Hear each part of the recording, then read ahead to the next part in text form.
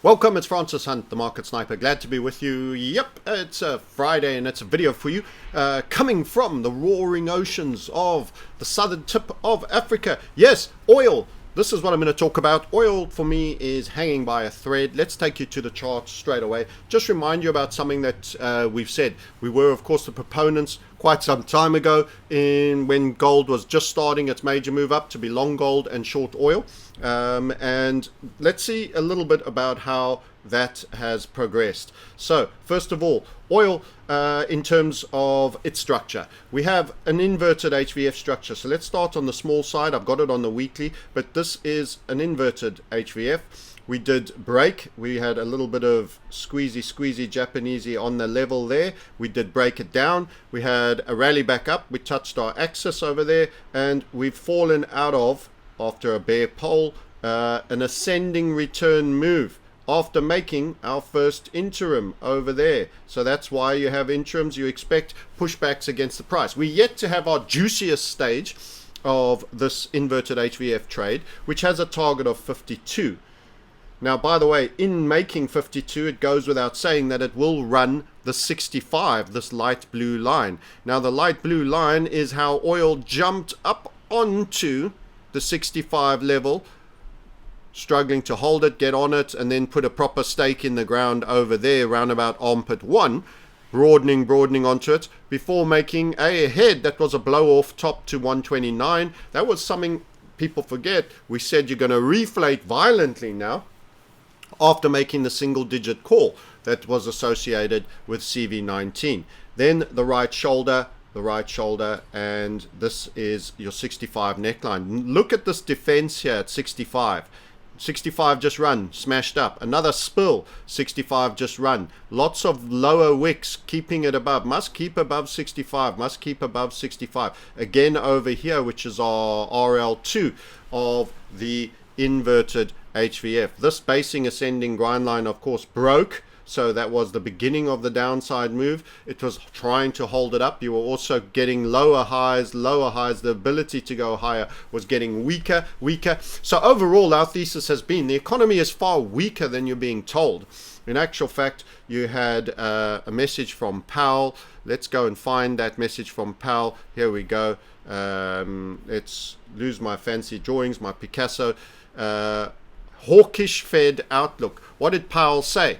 On Thursday, Fed Chair Powell signaled that there was no rush to reduce rates, citing the strength of the economy. Number one, a solid job market. It's gone from red hot to solid, and persistent inflationary pressures. The only one that I'm half buying is the inflationary pressures. I think they're not only going to be persistent, they're going to be rampant, and in fact, Granny Yoda Yellen, I should just call her Granite, is churning it out at a rapid rate for the Democrats. Of course, that's about a change with your Trump trade. But there's weakness, and I expect, as with most right-wing presidents, they will bring a crisis. Remember, George W.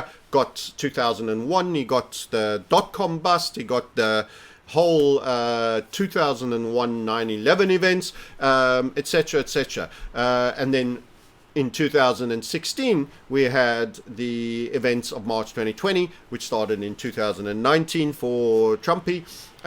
So, you get crises. And I think this one comes early because the economy is far weaker than people imagine. People are being laid off. That's going to affect the housing market. People on 30-year fixes are now looking at 7%, whilst the people in their homes probably got 3.5 or 4 during the zero period. Or the low rates period generally. So in essence, I'm not buying the solid job market, and I'm not buying the strength of the economy, and oil is highlighting that. Oil as a trade is highlighting that. You've got to think of oil as the Rockefeller tax. When we were super bullish in the housing market, and I'm going to go to a far higher time frame for it, think of it as a skimming tool, and we need to take this off log because of the capitulation. When everyone was making so much money, and it was the green tail end of the Greenspan era, the Goldilocks economy and subprime was being baked, but the bad stuff hadn't happened. You went almost to $150 to skim as a cost. So they were making money like banditos because you were feeling rich. You were releasing equity from your house. You were buying cars, and that was, the consumption king. Everybody who owned properties were super rich. Boomers, great stock market, all of that stuff, and that super high oil prices. Then when we had the events of the subprime crisis, the oil price was taken significantly lower. Disinflationary forces, people losing asset valuations, they are contracting. Equity market contracted, property market contracted, everything contracted. Everyone got a kick between the legs, and that's it. So the skimming tax, which is your protection fees, skimming tax, your freedom of movement fee, because every time you move or you buy or you order, there's delivery and oil is involved, got dropped because there was so much weakness. Then we reflated, then it got dropped again with the Shanghai Accord in 16, and then of course we got the CV19 crisis, it got dropped. Now it got pumped with the return of it. Now of course it got pumped with the return of inflation, which of course was a direct result of the quantitative easing and the currency destruction that they rained down upon you. And everybody felt good for a while, and that was keeping everybody warm and cozy. And now the reality of all that hot liquidity is a lot of super overvalued stock market assets, super overvalued property assets that are all looking down and wondering when the fall is coming, and you're seeing the consumer being weak. So the continuation of the inverted HVF to break down, which I assess to be kind of hanging on a thread almost. Let's go to the 2-day and just have a look at the lower time frames for this pattern. It looks like it's super weak and hanging on a thread, and the potential for that to roll over and have a spiller, an absolute thriller, all the way from Manila, bang, down to the south side, could be very high and large, and will be representative of the lies that Powell tells you. So why would Powell tell the first two lie and finish on the persistent inflation, which some of us can actually believe? Well, because the debt markets are a problem for him. And where we got that statement regarding Powell over here was actually the US 10-year. And what's actually happened is he did 2 cuts, and then he did another, and they're still talking of 66% odds of another in December. And in actual fact, the 10-year has gone up, up, up, and up. So for Powell to do any form of cuts, we actually need the rates. This is the yield, remember, so the value of the debt is deflating, which is exactly what they want, but the interest rates climbing like this is a problem. So they need a little bit of a disinflationary event, which means a softening in the yield and a little bit of bids coming back into the bond market. When does that happen? Fear in the stock market, fear in the risk-on trades, which could be Bitcoin, gold, etc., etc., the other cryptos. That could all wash money back into the safety of the treasury market. However, the faith in that has reduced. So they need a lot more of the money, because some of that will actually go back into gold. Gold has been correcting, and gold is now being considered a reserve asset more seriously than the treasury market is. So you could see a bit of a bottom coming in for the gold, even though it might sell off first in any demand destroying event. I think it won't sell off much, and it will actually end up rallying, because it will steal some of the treasury's safe haven status. But if the treasury does get some money in, you're likely to see bonds come back down. And we've highlighted the fact that this is at the boundary of what we consider to be a 3 impulse, 1 impulse, 2 impulse falling wedge, and we do expect some element of a rollover before rates break to the high side, more contraction for the debt market, and that could see strength for the dollar, which has been kind of super strong. It's worth touching on the Dixie, and that will see the Dixie spike a little higher too. So let's get the Dixie in there, DXY, and you can see how powerful the dollar has been since almost hitting 100, right the way up almost to 107. In terms of its progress, it's done an immense amount. Look at that for a move. It's big swing for the currencies. It's also highlighting how weak the euro is, how weak the pound relatively has been, the Japanese yen, all of those that are in the dollar index, including the krona and the Swiss franc. So interesting times with the dollar getting that strength, but they might need a little bit of dollar to come off a bit now, because that's a major move. And the minute you start seeing the debt being too much, and America is paying the most in terms of interest rate and debt, in terms of interest payments. In other words, it has the most crippling effect on them. That doesn't mean they're the most indebted officially. Japan supposedly is, but when you compare it to the rates that are being paid on that debt, they are in the deepest trouble. And why are those rates so high? Because they need to compress the debt market down and offer higher yields to allow their excess expenditure to be funded. And actually they need more of that. They need to keep compacting those debt. It's like those pink crogs. They've got to crush them into small blocks so they can make space to get more pink crogs in.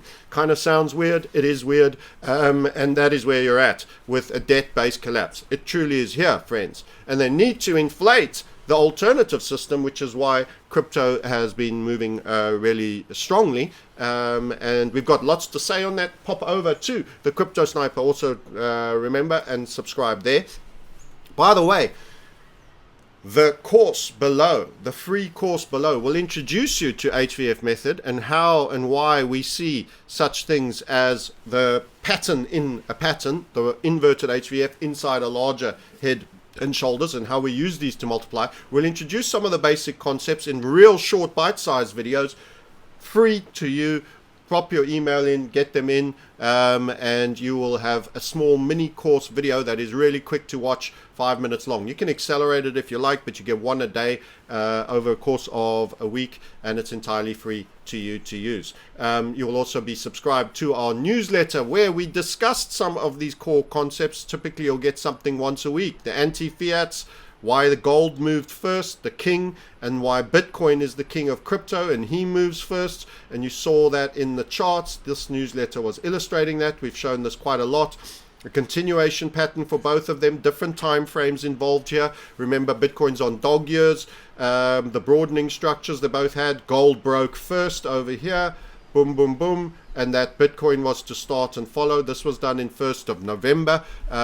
We had already said a week before that Bitcoin was going to start eating some of gold's headlines, and that's exactly what's happened. Okay, so we look forward to giving you further updates on that, but watch oil as an indicator of economic strength. Remember, I showed you the high at 157, peak property wealth, and then the subprime low of the oil price. In short, it is an economic indicator. It is a skimming protection racket tax for your freedom of movement and your costs. It is not lazy age dinosaur bone juice. Let me just clarify that. Oh, I want to sound so smart. Fossil fuels. Fossil fuels. Fossil fuels. Dinosaur bone juice. Come on now. There's abundance of it below there. The extraction costs is, of course, part and parcel of where we are. The energy needed, the inflation, and it's the fiat proliferation that is seeing prices go up. And you are in that game. So your lazy age dinosaur bone juice is going to get real cheap because the economy is going to be shown up to be weak, and I am expecting a form of demand destroying event not too distant, because it's usually associated with the oil collapses. Go back and have a look at that monthly one. A sell-off to 52 is reasonably significant. A sell-off to 32 would be substantial, especially after 130 nearly to the high side. Anything down to 32, bear in mind that target of 32, typically it isn't where it stops. You could trade at 29. That means we could be seeing a 20s oil price after trading 130. When was that high? In 22, and in 24 you could be all the way back down in a 20 something. You could be 29 and you were 129 2 years ago. Still pretty extreme if the head and shoulder does exactly what we consider. By the way, don't forget, we also showed you in this oil, it's not just on this chart.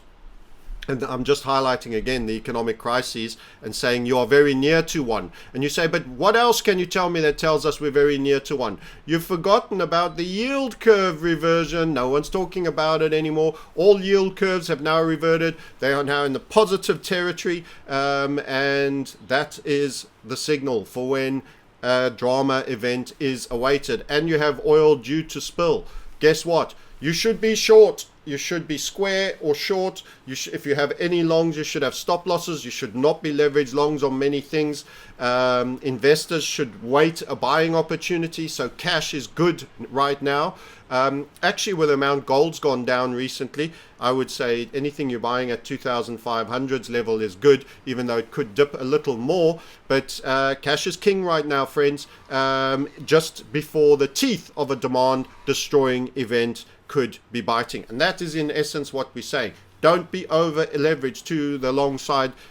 Shorting on the oil could indeed be good. And we did this analysis prior, and I'm going to do it again for you. And that was US oil divided by XAU. I'm going to put it in weeks now for you so that you can see this. I decided to leave the doors open to get a little bit of the Tweety birds and the roaring ocean, but somebody's gone and got a drill out. Sorry for that. This was the COVID call that we made. This was the head and shoulder there. So let's be clear, that's oil divided by gold. That was the head and shoulder. So we saw on every level weakness, and we were expecting and awaiting the break there. We had called throughout 2019 during this period here that there was going to be a substantial devaluation in oil barrels relative to gold. We said long gold, short oil, basically pretty much where we are today. And you had that absolute spiller, a complete thriller. I can't even log scale this because this went to naught in the cash markets. We called the single digits. You saw a beautiful bull flag on the way back up. We said reflation, and now you have almost a new head and shoulders, and we've drawn a slightly different neckline, the dotted one, but very close to the previous one with a new head and shoulders. Here she goes, here she goes, here she goes. There was, of course, a monarch head and shoulder, the smaller one, the top king, the very one at the top. That one already performed and brought you back down to give you armpit 2 there versus your armpit 1 here. That gives you head and shoulders again. You are actually facing a redux event again in the oil markets, and now others are starting to copy. I heard it, someone left a comment about someone news claiming the oil market to be to the short side. So quite a big potential downside in the gold silver ratio here. Quite a big indeed. We're on a 2-weeker. Let's just get that in here. Good lead and has already broken. The difference is it has been walkout slower than CV19, mainly on account of gold strength. So gold has been going up and oil has broke a little bit down and is kind of soft, but it's mainly been driven by the gold strength. Wait till it starts to be driven by the oil weakness. So you have already triggered this head and shoulder to the downside, and your walkout to the downside. We've been speaking about this trade for quite some time now, between the two. So this is now a two-way trade. But if you get the demand destroying event, you might get a little dip in gold, which would push that up. But I think the dip in oil you get will be even bigger.